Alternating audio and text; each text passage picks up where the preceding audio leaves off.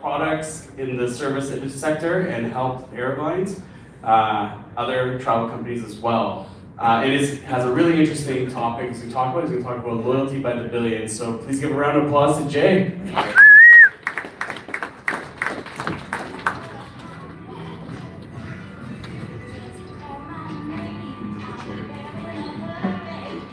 Okay, so I typically will either drop the mic, break the clicker, or fall off the stage. If I do neither of those three things, this will be a successful 25 minutes for me. Hello, and we're going to try to go through this relatively quickly. What I want to try to teach today is there's a lot of interest here in loyalty programs, especially for airline frequent flyer programs. And if you're going to be doing business with them, you need to know the economics. Knowing how they financially operate would be very helpful. A little bit about me. I'm an airline industry person. I have been consulting for the last 22 years. Personal note, I'm a national park junkie, and so I have camped, hiked, paddled in over 90 national parks with my kids. And right now, what we're doing is we are rebuilding and renovating ranger cabins in remote locations, which is a lot of fun. My wife does not join us on these trips. Her idea of camping is staying in a Holiday Inn Express. So let's talk about this. Is a little bit dated. Tom Stuker, 2011, flew 10 million flight miles, and United Airlines honored that by giving him a plaque, giving him a bunch more miles. And also, if you look at that airplane closely, it's a 747, they named it after him. So this really demonstrates how meaningful these programs have become in the lives of many travelers. Let's do the financial, let's do the math on his activity. At a very modest 1.5 cents per mile, if you multiply that by the number of miles he flew, it's probably $1.5 to $2 million of revenue from one single customer.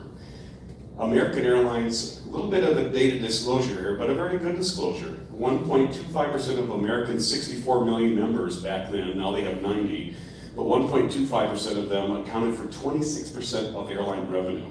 So you can understand why these programs really make a big effort to try to take care of the needs of their top flyers because they represent so much revenue. However, not every airline is in love with the frequent flyer program. I remember listening to the chairman of Lufthansa Airlines describe frequent flyer programs more than a couple of decades ago as a particular American disease. And I heard this, I thought, this is just a silly thing, a silly comment to make, because everyone loves something for free. But still there are some holdouts. So we have Ryanair that very clearly does not want to have a frequent flyer program.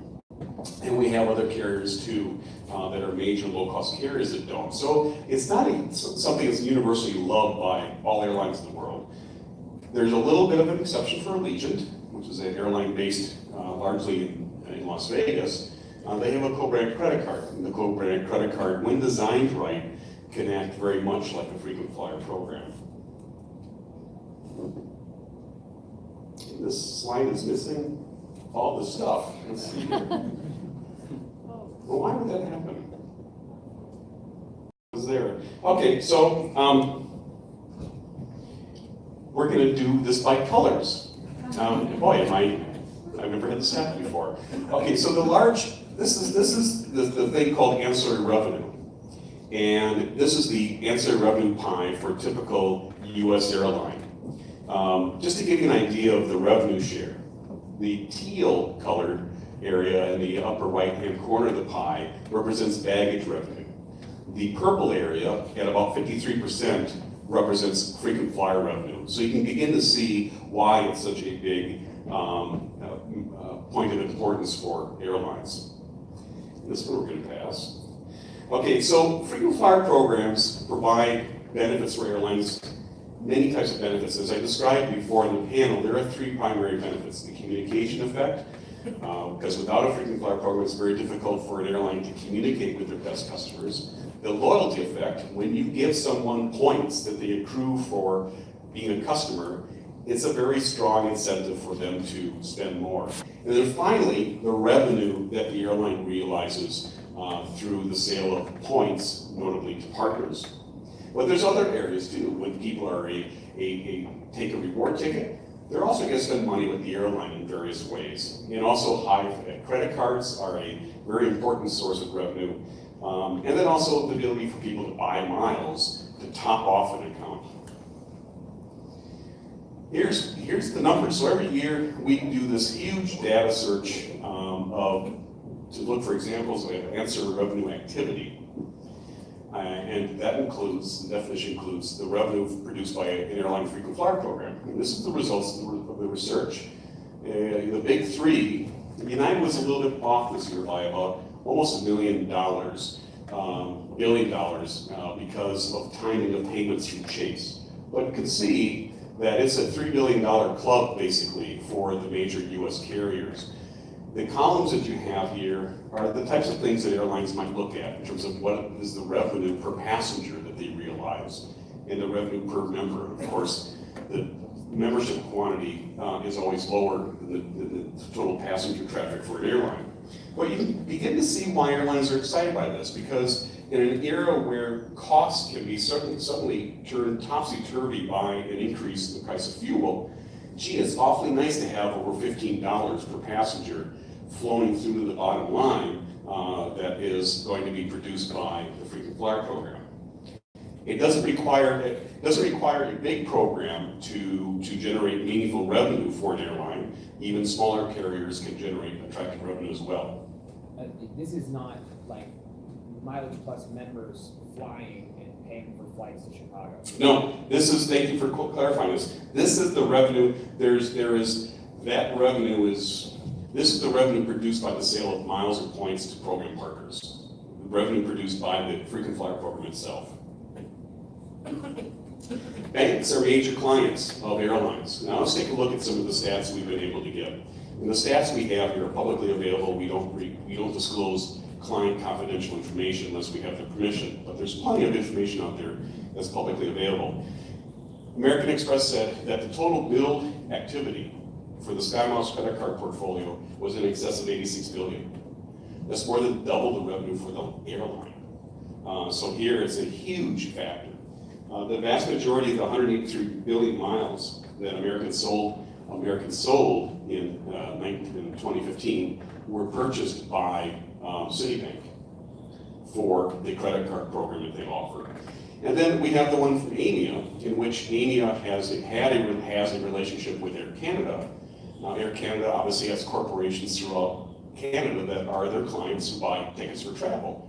The largest client they have is the frequent flyer program in terms of buying tickets from Air Canada for reward travel.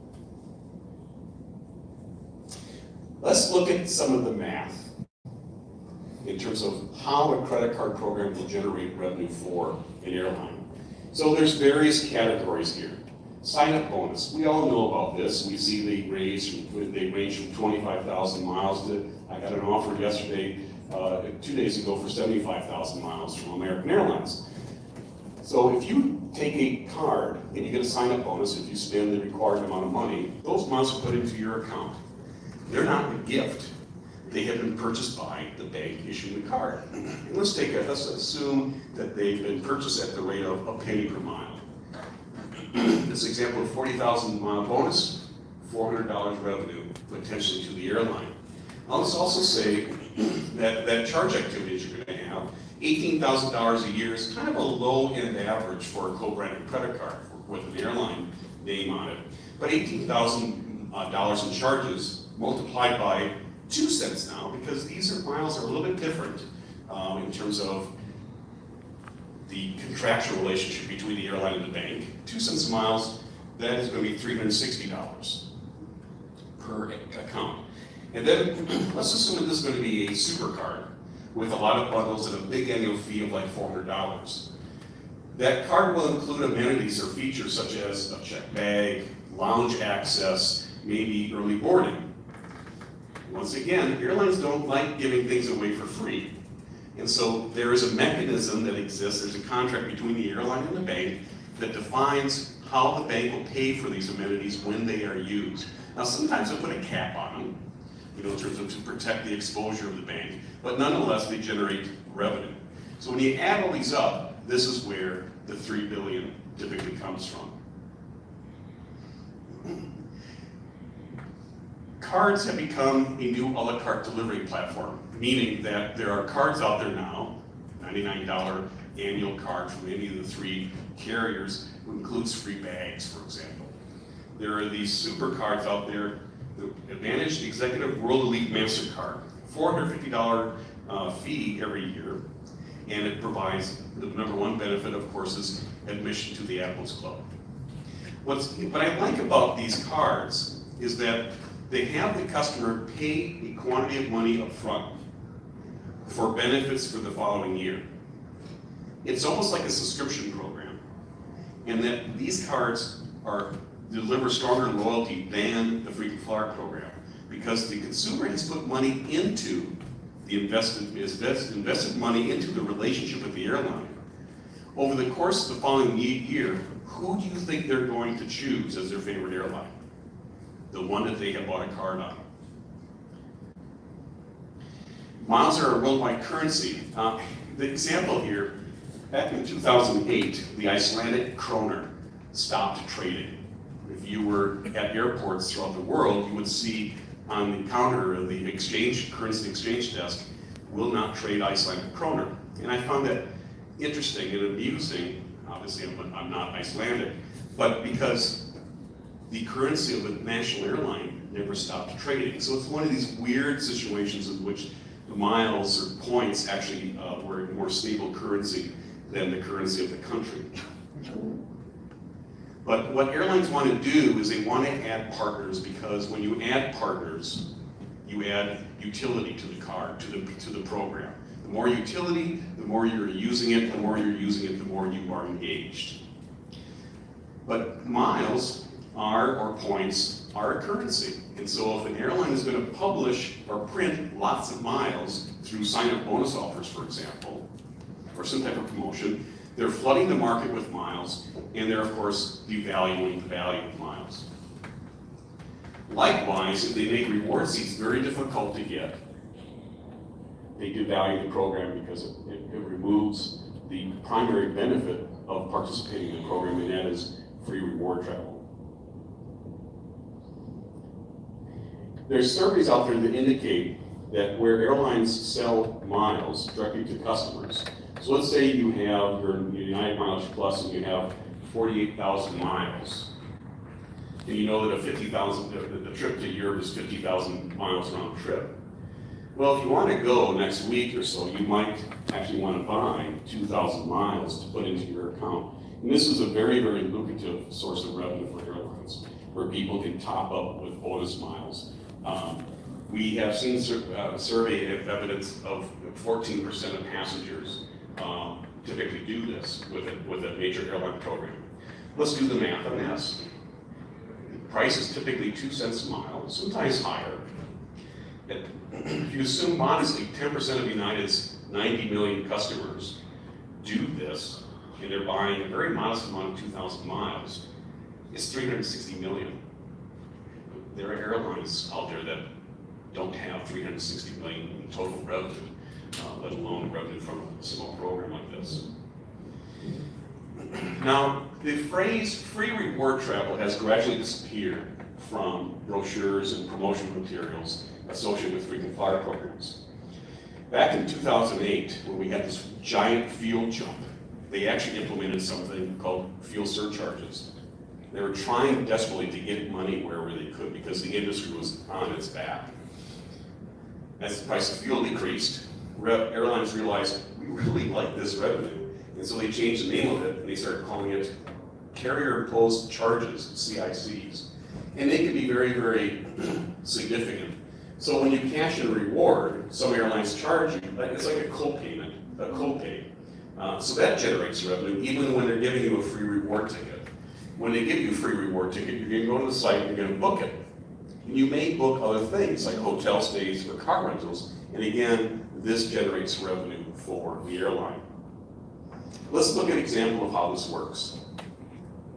So for a Air France reward between JFK and Paris, the CIC, or the co-pay that they charge, and by the way, I'm not a fan of these, I think that they are loyalty killers, is $120. Let's see some different things that the consumer might add to their menu as they're booking this flight, this reward flight.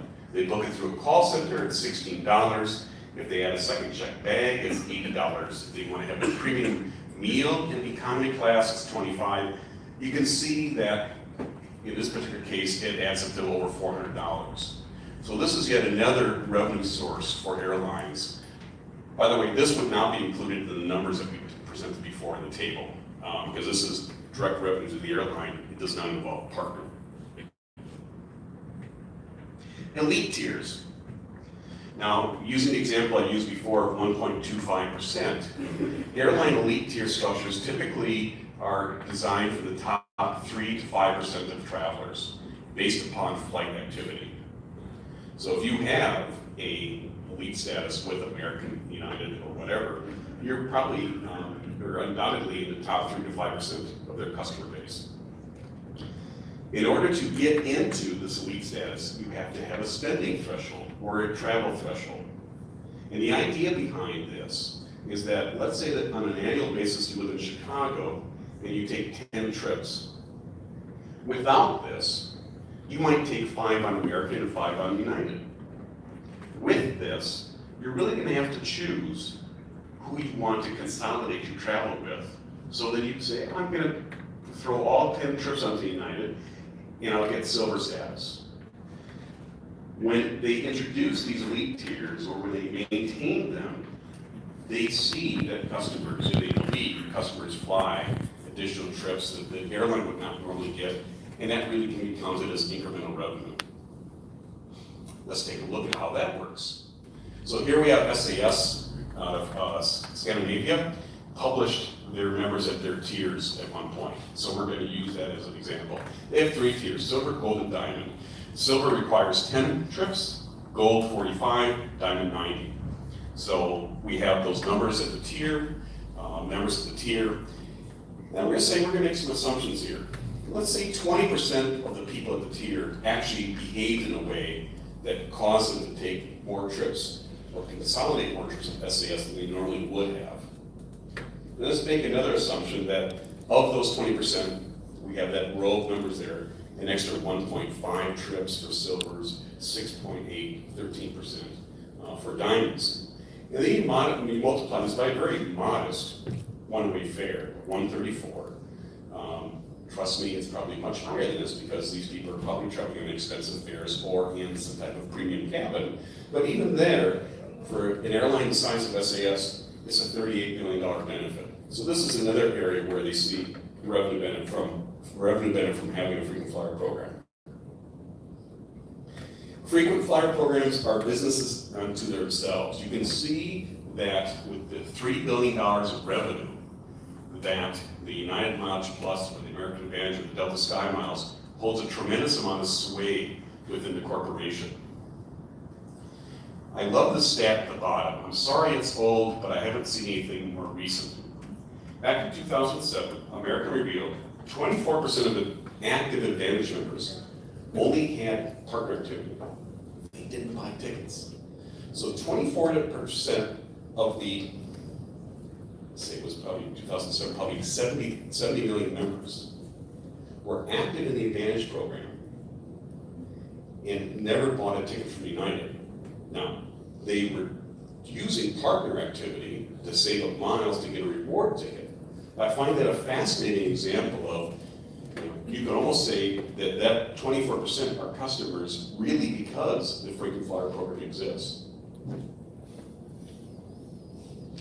So I'm going to close with a few suggestions. Now this slide is written for an airline audience, and I debated, should I modify this for this audience? And I opted not to in the end, because I wanted for you to see it from their perspective, because many of you are going to be talking to airline people, or frequent flyer people, as potential clients or partners. And so I wanted to have you kind of crawl inside their head and see how they think.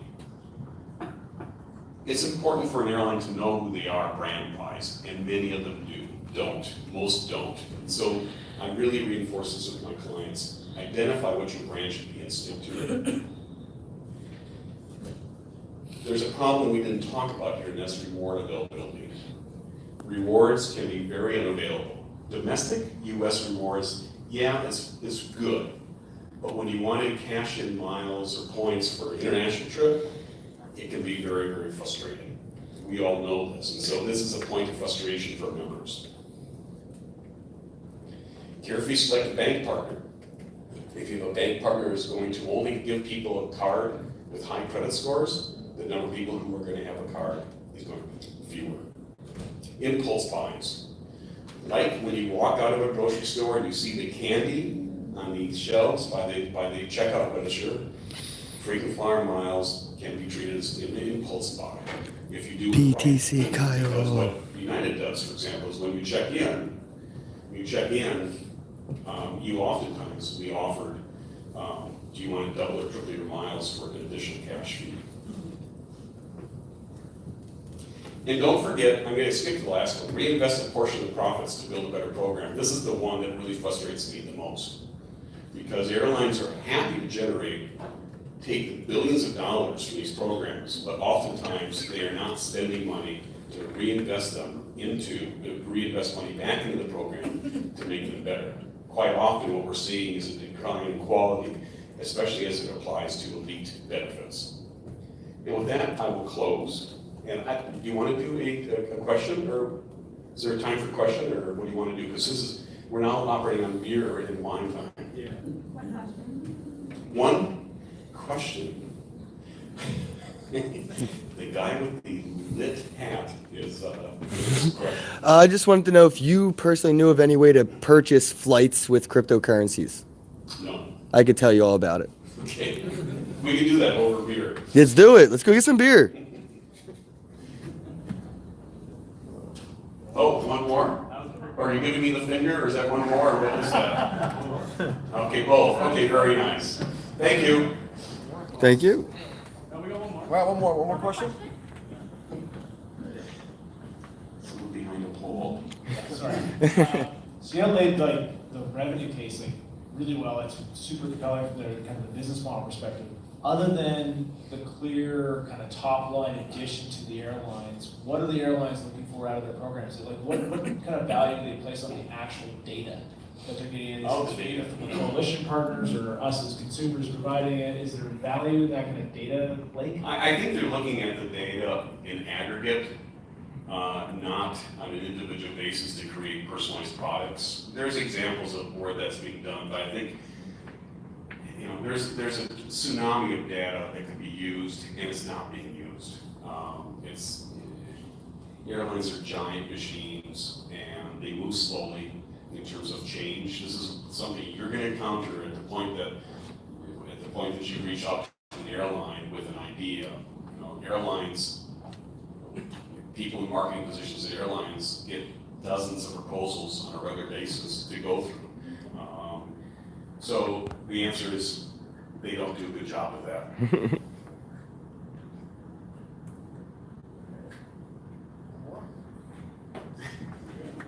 Now can I go? Thank you. Shout out to cheapair.com.